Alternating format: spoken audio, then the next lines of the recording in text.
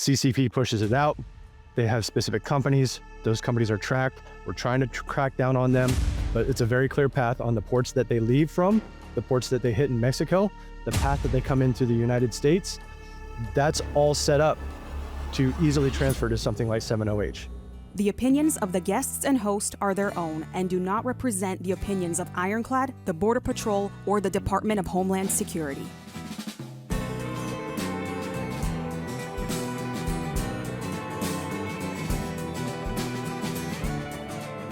Welcome to Borderland Narcosis, an Ironclad original presented by First Form. Go check out your supplements at firstform.com/borderland.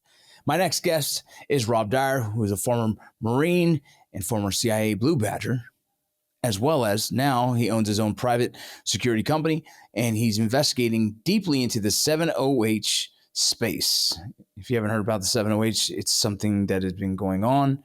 More recently, it's associated with kratom. Very fascinating topic. You guys come check it out. Well, before we get started, Rob, if you don't mind, can you give a little bit of a quick bio of your background so we can build a little bit of, rapport with the audience? Sure, absolutely. I came from the military, very atypical career.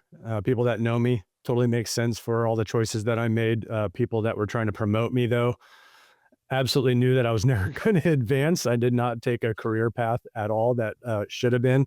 So retired early when the Marine Corps had their down draw and they offered the early retirement. I took that and then spent another 7 years with CIA as paramilitary as a Blue Badger. So all the way in. And then after that, left that and started a security company. We do everything from unarmed guards all the way up and through risk management, intelligence gathering for executive protection, which ended up being how I ended up here. How did you get into any kind of knowledge of this 7-hydroxy conversation? And those for the audience, you might have seen, there was a Sean Ryan show that talked about it recently with one of our former guests. But how did you get into that? Right. So I was doing executive protection in the kratom space. So in the kratom industry, which has come on, I think I first heard about it 2019, 2020. So it had already been around for a couple of years at that point, but it seems to be following one of two paths, right? You have the kratom producers that understand its benefits, its health benefits, its overall wellness. And then there's this other side, which as Americans, I figure we were bound to head down this path anyway, right? Because we're massive consumers. That's all we do. So someone found out a couple of years ago that you can take the metragenine that comes from kratom and basically treat it through a chemical process. And the thing that is part of the opioid of, once your liver processes it, once it oxidizes because you pick the leaf off of the tree, that creates something called 7-hydroxymetragenine, right? It's kind of like this oxidation. So as the leaf is dying, basically, as it gets processed through your liver, that gives you that opioid-like hit. Well, of course, we are going to take that and find a way to maximize that part of it, right? So how can I get high better, faster, quicker, right? So that starts this other path that the kratom industry has gone down and developed within the last 2 years, this 7-hydroxymetragenine market, which I think it's somewhere between $5 and $9 billion in just 2 years. Yeah, what's interesting is when I was talking so I heard about the kratom market in the same kind of fashion. Guys were using it. I was in the addiction space for a while and still kind of do addiction therapy, but it started to become a concern.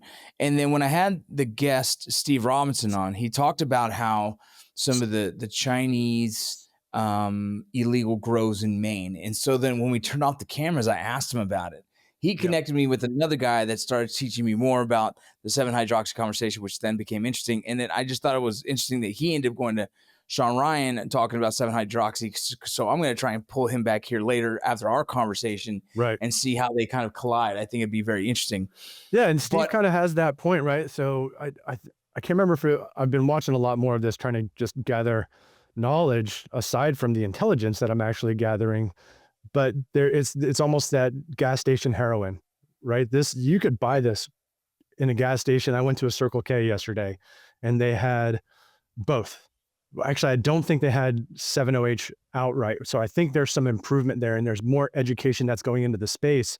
But it used to be front of the counter, not behind. Like, to get Zins, I had to be able to ask somebody to give it to me. But to be able to buy something that has an opioid hit, I can actually just buy front of the counter. So it seems like it's getting better, but only through like the actual retail space and the sellers, and less on the government side lately. Yeah. So the synthetic space, you said it was how much is that? 8 billion, you said?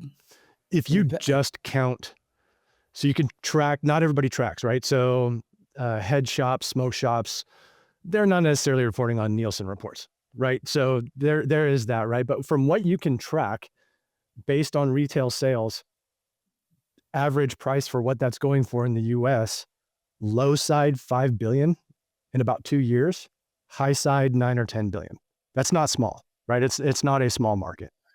That's crazy. Who would those consumers normally be?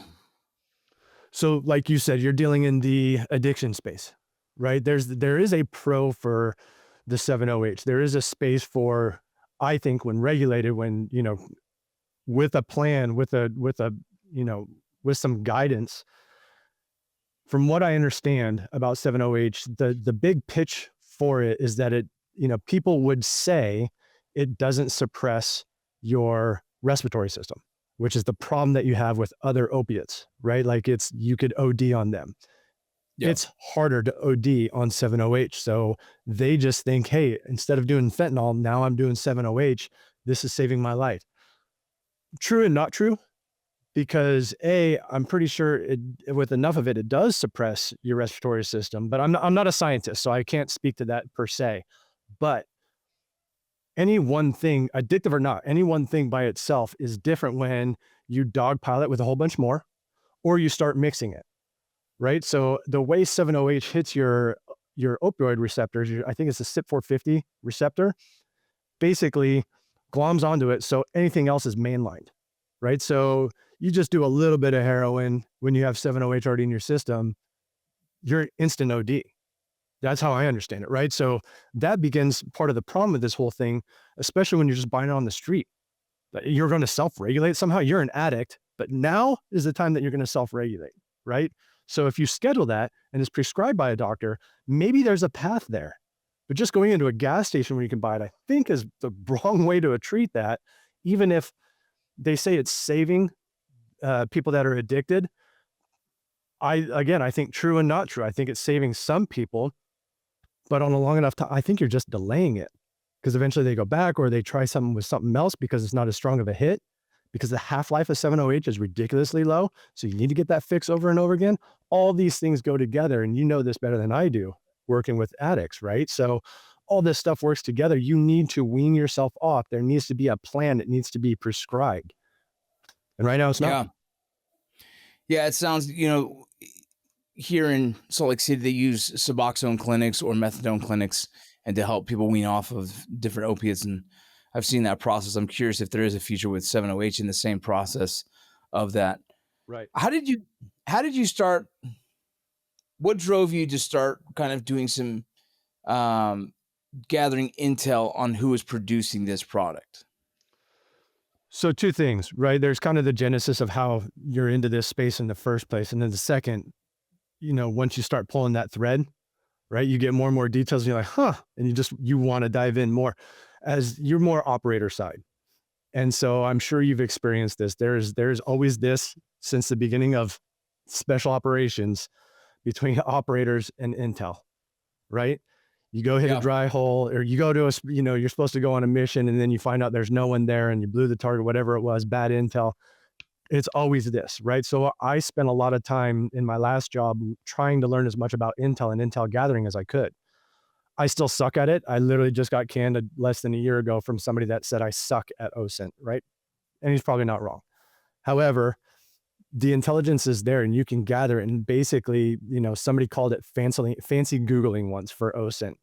It's not that. There are different levels, and probably a whole nother episode in terms of open source intelligence, commercially available intelligence, and then intelligence that you could just collect, signals intelligence, all of that other stuff, human intelligence, right? So that whole package is probably a whole different podcast. But for our intents and purposes here, I'm protecting someone. That person has death threats on them. It is my job to find out why. Okay, so as I start going down that path and pulling that thread, well, it seems like it's coming from over here, which is that 70H type side, right? The one that, my principal is trying to protect against. And then you start pulling that thread and you look at the people that really started these companies that are doing hundreds of millions of dollars in revenue, right? So again, not small. Should it not be a red flag that the people that are starting those companies sometimes are coming straight out of jail? Right? Like they're common criminals. They get busted for this or that or something with weed, but they're really just trying to help. And all of a sudden they're doing hundreds of millions of dollars all in the name of wellness. That's bullshit, right? So that's your first red flag. You start pulling the thread more in terms of how they're operating. So they come out of jail, they're doing hundreds of millions of dollars in revenue, and they were able to, the scale with which they were able to ramp that up. Like you and I can't go get a business loan from SBA right now for $10 million. I mean, could you? Nope. Right. So you got to get funding somewhere. Right. And now you do. And now you're in a cash heavy business, red flag, that you suddenly got millions of dollars to start up, red flag. You're operating in other countries in an industry. So one of the biggest guys that is doing this has hundreds of franchises here in the US. Right. So you burn him down in one location, shell companies, he's right back up. He's got informal value transfer system, right? So think Hawala for terrorist organizations, stuff like that. Well, you can, like, crypto can operate that way. Obviously, there's a very safe way and a very legitimate path for crypto. I'm not talking about that. I'm talking about the other path that everybody thinks that it's used for, right? So if you're accepting payments via crypto, you have hundreds of locations in a country that is, it's not fronted as 70H. It's not kratom because it's not in that country. It's just CBD in that country. However, CBD in that country falls into the tobacco industry. In order to operate in Russia, we'll just call it what it is. In order to operate in Russia in the tobacco industry, you have to have approval from organized crime. Like, it's just known, right? So how are you going to tell me that they're not connected? So I was reading the notes and I wasn't going to jump to that yet, but interesting enough. I'm So slightly passionate about the topic, if you can't tell. you're good. So as you were starting to do some investigative on it, pulling some intel, you found out that there was links to one of the major companies out here to the CCP potential, I guess, businesses. That's the first step before we get to the next step, right? Right. Yeah. So if you look at, again, it's, you could find it on commercially available or open source intelligence, but the path for fentanyl to come into the US rolls through Mexico. I'm sure you've talked about it several times on your podcast.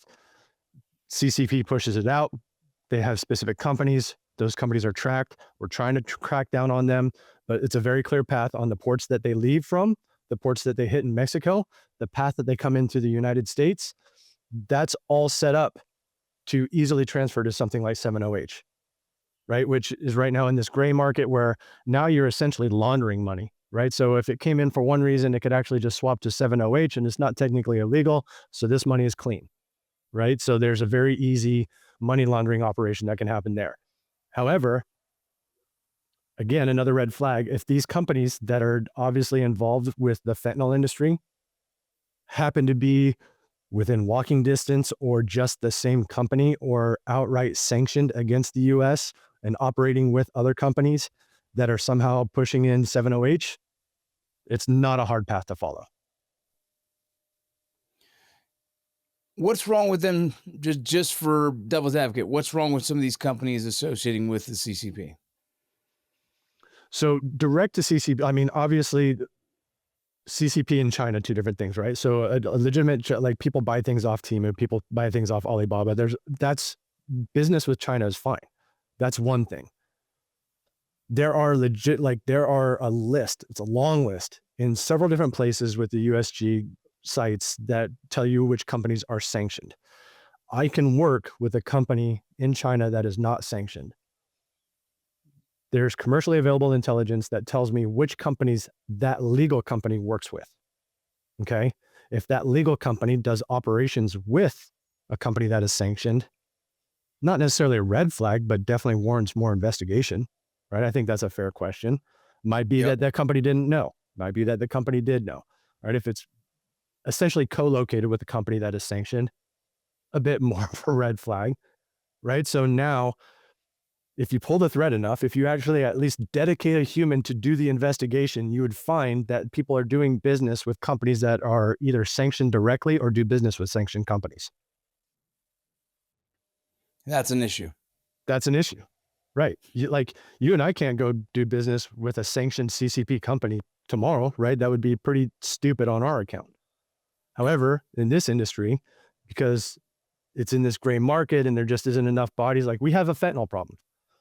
We have other problems that are taking the limelight, and this thing is just growing and festering. And RFK even made a speech about it earlier this summer or late part of the summer, right? It says it's the fourth endemic, or, like obviously this wave is coming. I would argue that it's already here. I would argue that depends on how you define late to the game. But if you don't want it to be 10 times worse, we need to start working right now. And we're not. Our government's not even open, right? When they open, their first order of business isn't going to be 7OH. So these guys on the criminal side are safe for a while. If you're looking for a recovery shake that actually does its job, check out Formula One from First Form. It's a rapid digesting whey protein isolate made for post-workout recovery. That means that it gets into your system fast to help the muscles repair and cut down soreness. It mixes ultra smooth, it's easy on your stomach, and it tastes legit. All the flavors are good, but for me, Cinnamon Toast Crunch is hands down the best one. Plus, it's NSF certified for sport and Informed Choice certified, so you know it's clean. First Form is giving free shipping on orders over $100, and if you don't love it, they'll give you your full refund. Hit the link in the description and grab Cinnamon Toast Crunch Formula One today. Out here on Borderland, we talk a lot about cartels and traffickers, but some threats hit closer to home. Take the CJ&G timeshare scam we covered. People get scammed out of thousands. Their personal info stolen and sold online. Your name, your address, phone numbers, even your family's info can end up in the wrong hands, putting you at risk for identity theft, scams, or worse. I value having control over my personal data, and that is why I've teamed up with DeleteMe. Like the experts we've talked to on Borderland, who go after bad actors, DeleteMe works to remove your personal info from hundreds of people search and data broker sites. They do it continuously, securely, and without outsourcing. Real privacy advisors are available if you need help.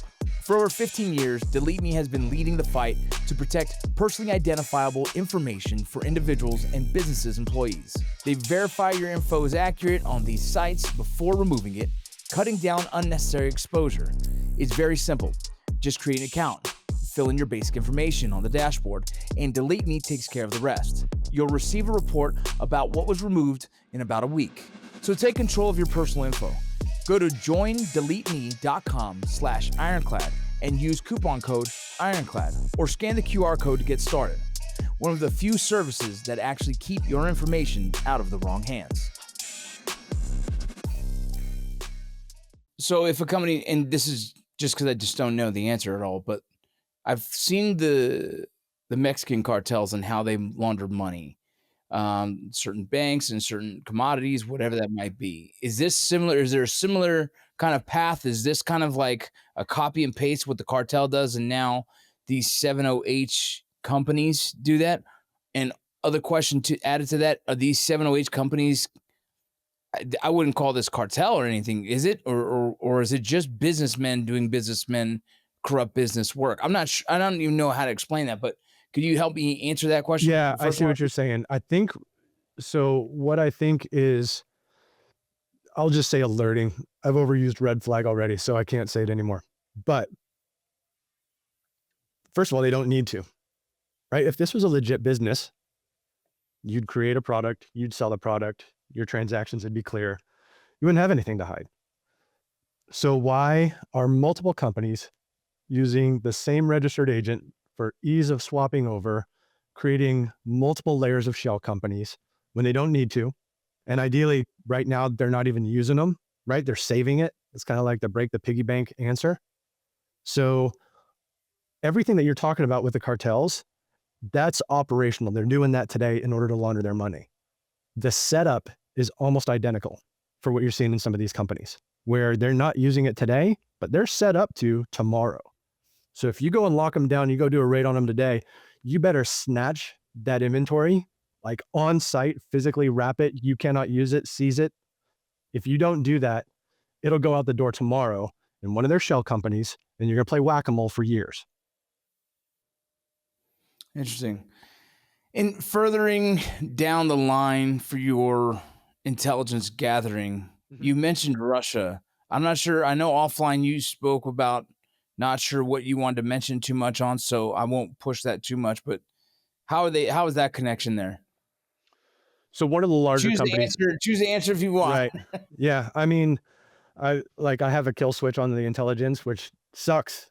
Like I'm out. I'm not doing anything, and now I have to have kill switches or dead man switch on my intelligence. So that sucks as a way of living. But that being said, honestly, I would think the bigger threat is probably the American face person that they have to do all this expansion, like the CEO of the 70H company that's doing this, because as a threat, as a personal danger threat, because if I'm them, if I am Russian organized crime, that dude at this point, don't need him.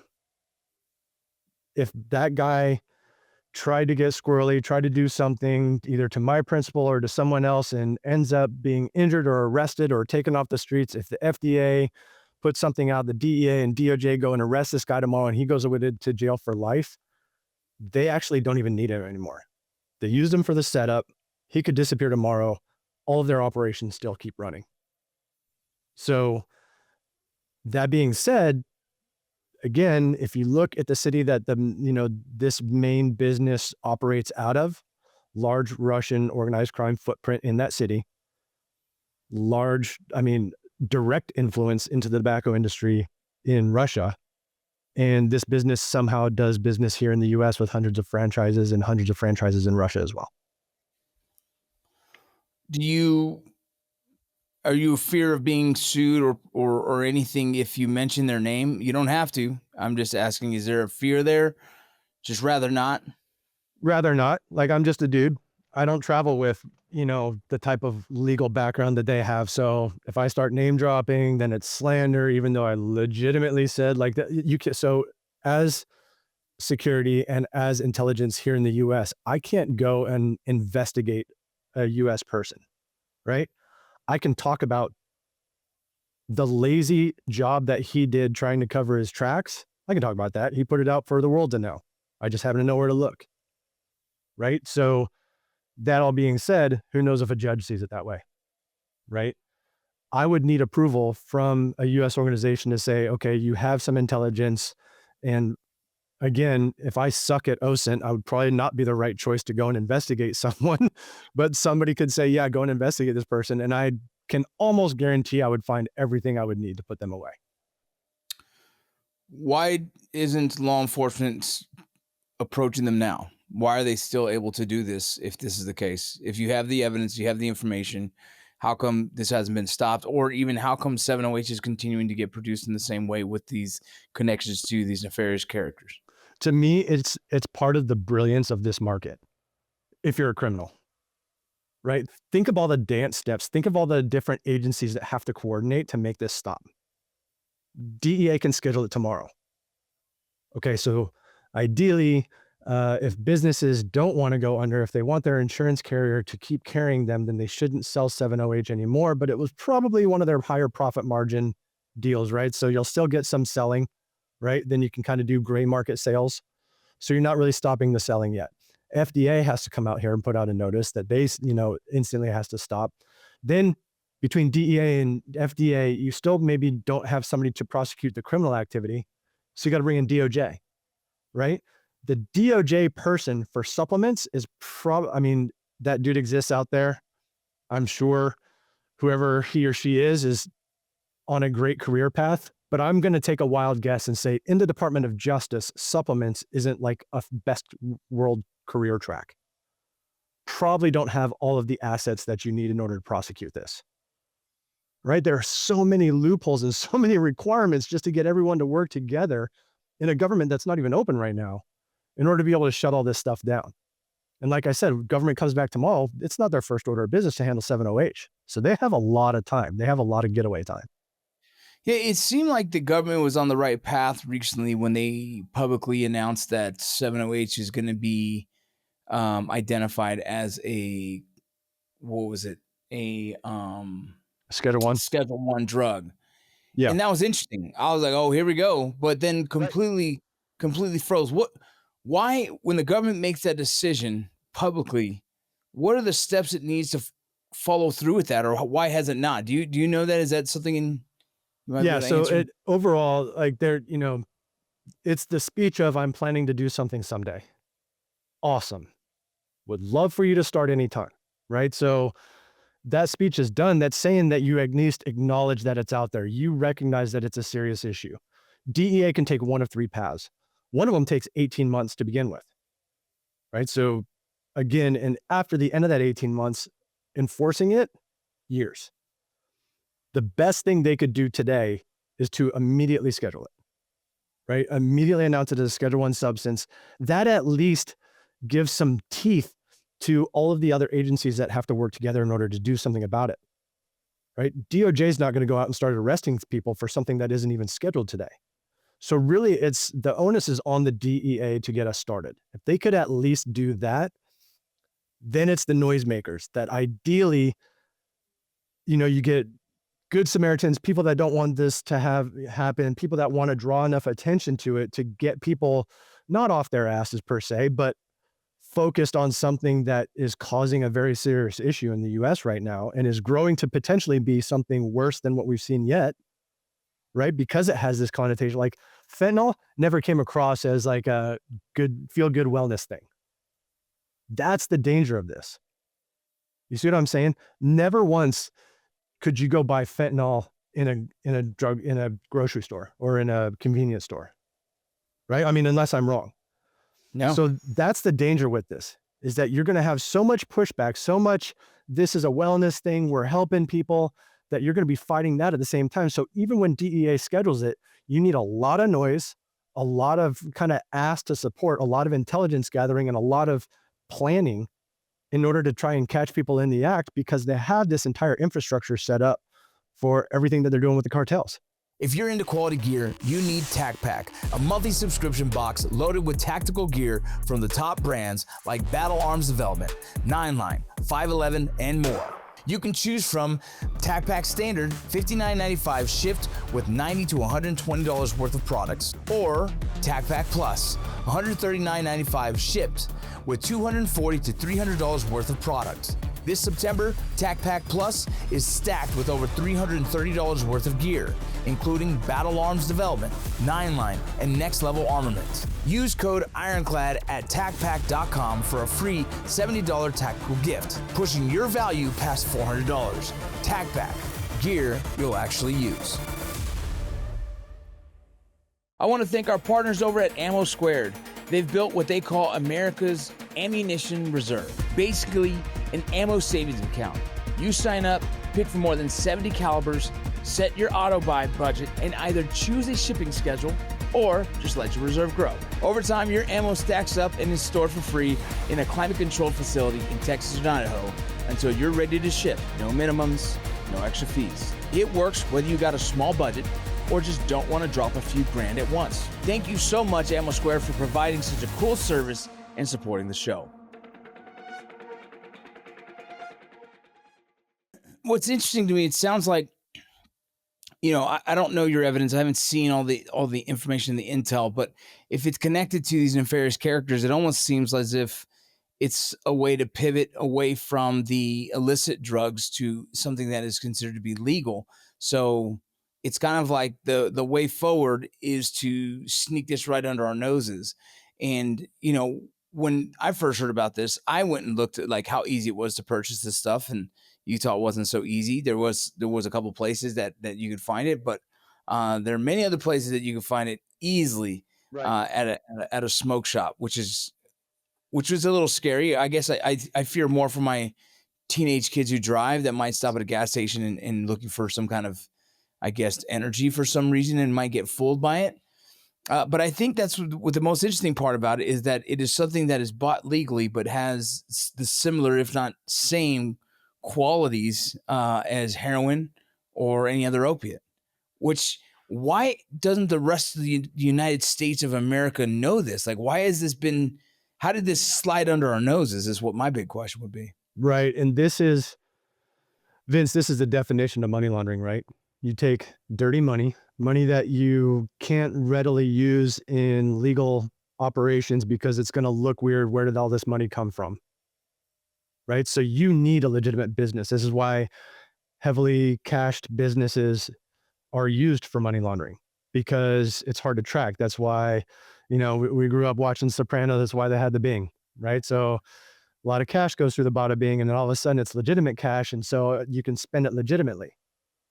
This is that, right? So if cartels are smart, they are involved in this industry, likely are. I would find it really bad on their part if they're not. From all your intel gathering, have you connected anything to like a Mexican cartel? Me, not directly yet, but only because, partially me as well. Bright, shiny object. Like there are some very obvious stuff this way, less this way, a little bit that way, right? So kind of working through all of that. I think if somebody had the resources, and it's not cheap, chase this down, right? So going out of pocket for that stuff, it's tough. So if you had the resources and if you had people way smarter than me, I'm pretty sure you'd find some connections. But right now the routing isn't required to go through Mexico. There's got to be different ways. Yeah, it doesn't have to be, since there's a legal, I would say, I don't even know. There's a legal way for it to happen already, since there's other products, right, such as just kratom, pure kratom alone, and CBD products. And so as long as those have a path, then 7-OH currently has the same path, which is 100% legal. Okay, so you are a business starting up and you need capital to start your business, of course, right?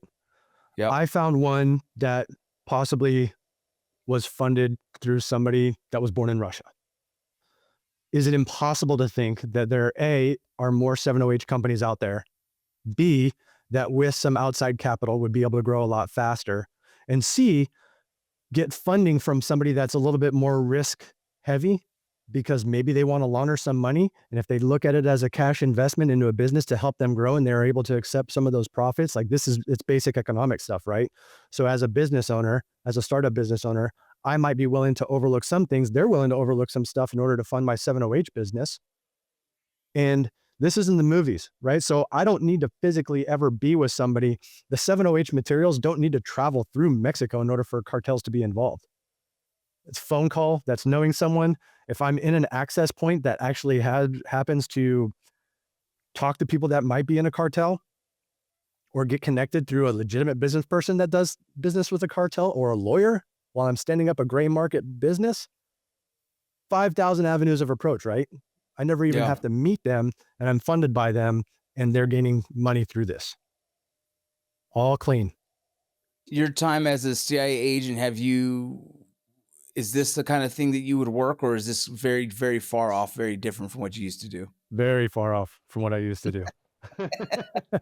I did all of the other stuff that you would typically expect. I didn't start a coffee company when I got out. I started a security business, right? So have you encountered any resistance, threats, any attempts to silence what you have to say about this subject yet? a little bit. I'm not on websites advertising that I'm doing this. I'm not in social media advertising that I do this. Obviously this is going to change things, I expect, but for the most part, anyone that knows me, none of it. Like all of this stuff that we've talked about today, like my family doesn't even know, right? So I don't live in a world where this is what people know me for at all. So why now? Change. Well, so you know this, but maybe not a lot of other people. I started a class when I was a teacher. I was literally a teacher at the Naval Academy before I got out of the Marine Corps. and I launched a class called terrorist financing, and we would talk about state funded or, how they were getting their money and how they were laundering it as terrorist organizations. And we would talk about the crackdown, right? If you stop the illegal car sales on the East Coast of the US that are funding terrorism, you cause less than 1% damage to the overall book for name your terrorist organization, right? And so a lot of times the midshipman would ask, like, why do we even do this? Two reasons. One, if you could do anything at all, it's on you to do something, right? It's the only thing worse than a good man is a good man that does nothing, right? You have to do something. If you see something, you have to do something about it. That's just what I feel. That's what I've lived my life by, when I'm living my life correctly, right? Not always, but you have to step up. Secondarily, this whole time we've been talking about this illegal trafficking, all this other stuff. How many times you could probably count? I don't know how many times you've walked into a convenience store and asked about kratom. Millions, if not tens of millions, if not hundreds of millions of examples of people walking into a convenience store that have no idea what 7-OH is. And the clerk selling behind the counter has no idea what kratom is and doesn't understand this market. And they say, hey, I want kratom. I want to try kratom. And they don't see kratom, but they see 7-OH. It's in the kratom space. Here you go. And you just got another person hooked. What if that person is your family member? You're going to do something about it? Yep. How many family members do we all have that have some sort of addiction? And you know what? I heard that this kratom thing can help a little bit. This kratom thing, it's in the wellness space. And so I'm just going to go try kratom. And they're given 7-OH instead because we don't do shit about it. And now they're hooked. And fast forward in a year, they're dead. And they never even touched what actual kratom is, never got the education. They just knew that when they took this pill or this chew tab or whatever it was, that it made them feel good for a while and they didn't have to do something else. They didn't drink themselves to sleep that night. They can function the next day until they can't, until it wears off, until they start mixing it with something else, and then they're dead. How can the consumer protect themselves? How can those who are listening to this kind of learn more about it or be a little bit smarter about it? I think it's things like these. I listened to Steve talk about it on a couple different episodes. I'm obviously going down this rabbit hole, so I'm trying to learn as much as I can. But you're going to have this pendulum swing with the education side of it, right? So I actually never even touched kratom. For when I heard about it in 2020, someone gave me a little shot bottle of kratom. It literally sat on my office desk for years, never even tried it, then eventually just threw it away. Not for any reason. I just never tried it. So then I tried it. I think there's a responsible use case. I actually I'll use it to fall asleep. So I actually never actually know what the benefits are. I know that there's some that you could take to give you more energy. I know that traditionally that's where it started, is that it gives you focus and energy. And I've never even really used it in that sense. Typically I'll take a couple, I'll do the dropper one. I like the ones where you can actually measure. I'm kind of a data person like that. So I'll measure out what I'm supposed to have 3 or 4 times a week because I don't want to build up an immunity to it, right? All of those things. I'll fall asleep faster and I'll never wake up hungover. And I have friends and you have friends and we all have friends that'll drink a 6-pack in order to fall asleep at night, tonight, right? And they wake up a little bit hungover, kind of sucks. Alcohol's not great for your health, all of those things. So I think there's a path for it. I think kratom in the way that it was supposed to be there is a very good thing. I think people just need to educate themselves and make decisions based off education, not what they randomly heard from some person before doing their own homework. Last question. What would you like to see happen in the 7-OH space or some of these nefarious characters that you've been able to kind of pull the information on? What would you like to see happen, a way of moving forward? The best thing we can have happen immediately is if we could just get the DEA to schedule it.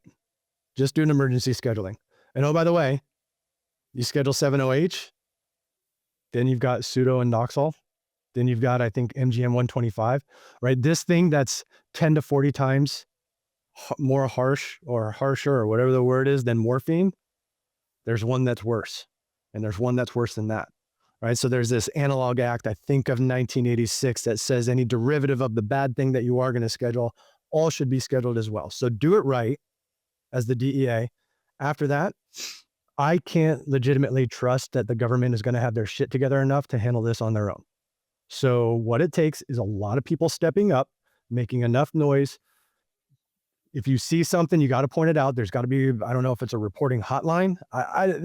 That's ridiculous. I don't know what we would actually do, but you have to get enough noise out there to focus people to know where to look, because we have limited resources from the government in order to find the bad guys. The brand new, as of today, as soon as we schedule, bad guys, right? That's the first part. Second part is they're hiding this stuff in their product, in their legitimate kratom products. Some of it is getting spiked with 7-OH, and it's not being disclosed on the label.